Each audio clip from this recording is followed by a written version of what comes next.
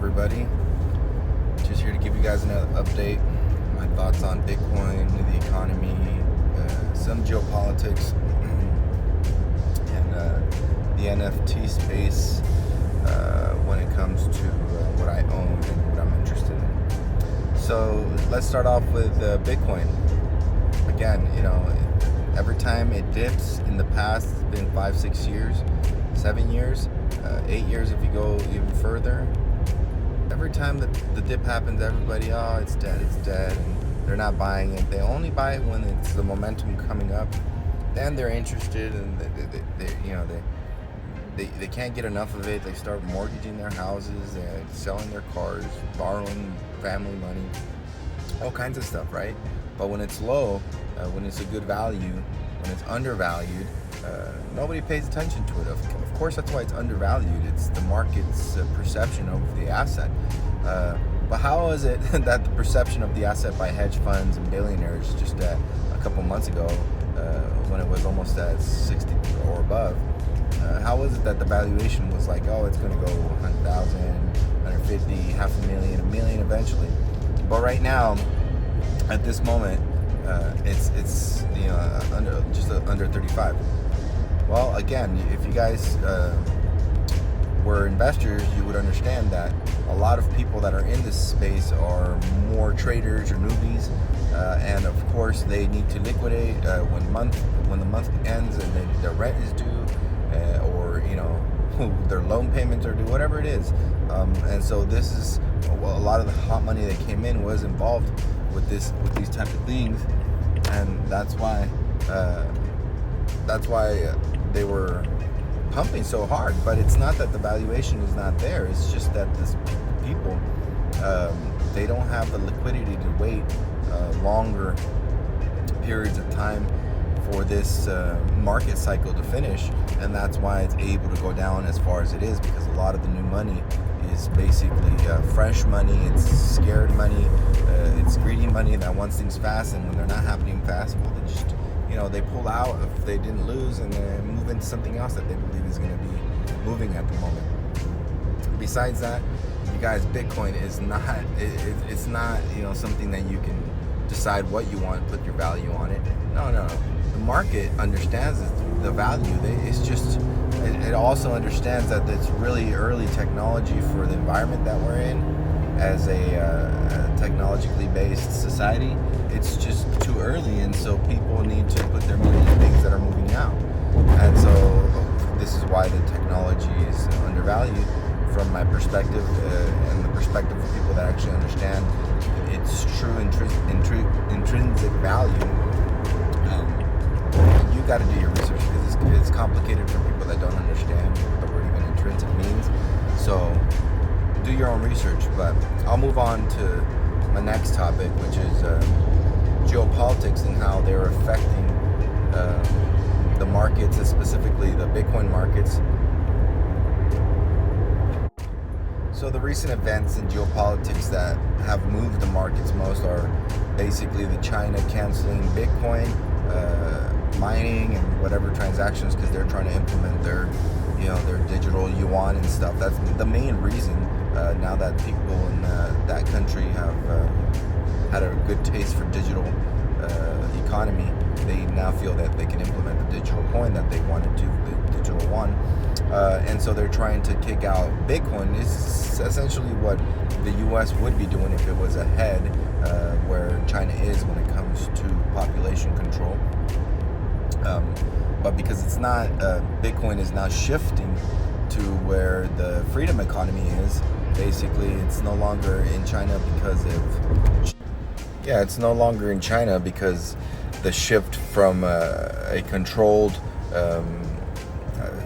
population and a free currency will no longer function now that they're trying to implement their digital currency, which goes well with their system of control.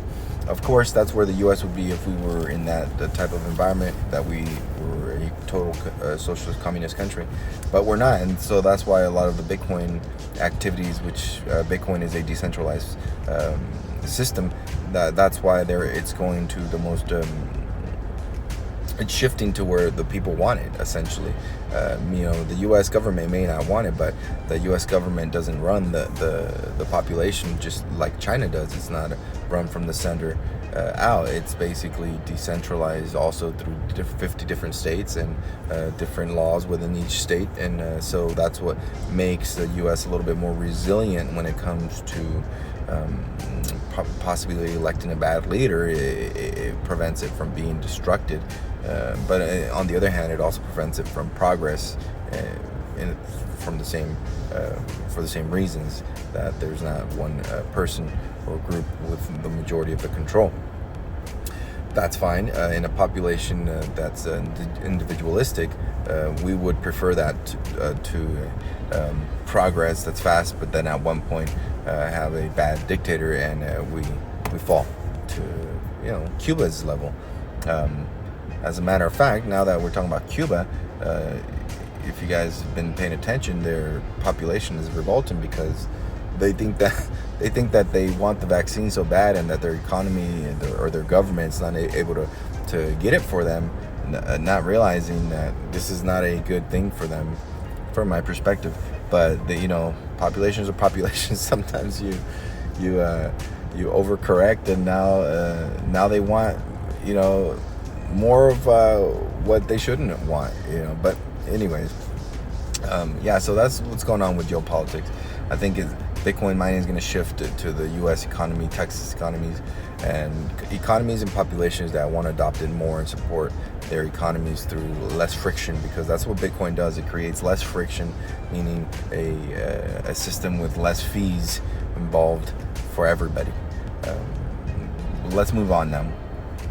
The next topic I wanted to talk about was NFTs, specifically just the ones I'm interested in because it's such a huge space.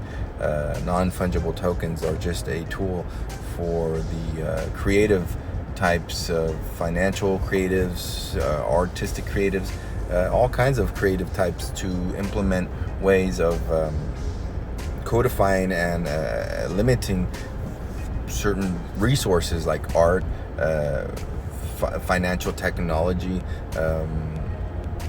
Again, you're purchasing stuff that an NFT could be a contract. It reduces friction. You don't have to travel to sign documents in face to face with others.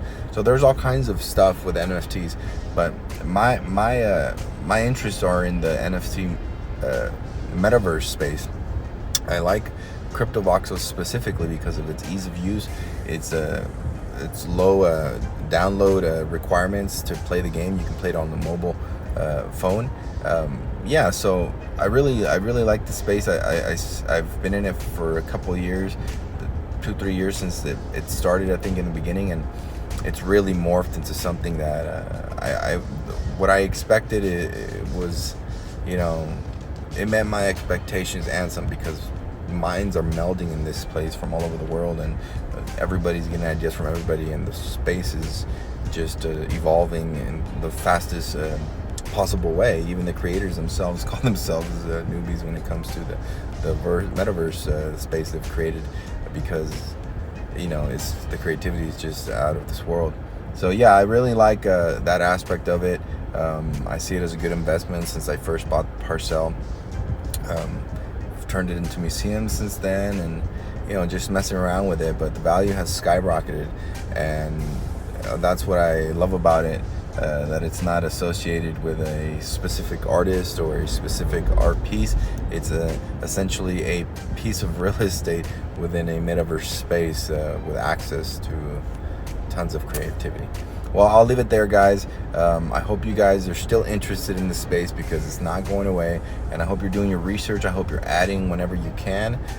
Dollar cost average your way into adding as much of this stuff as possible, you guys. Take it easy and you have a great day. If you like this information, please like and subscribe.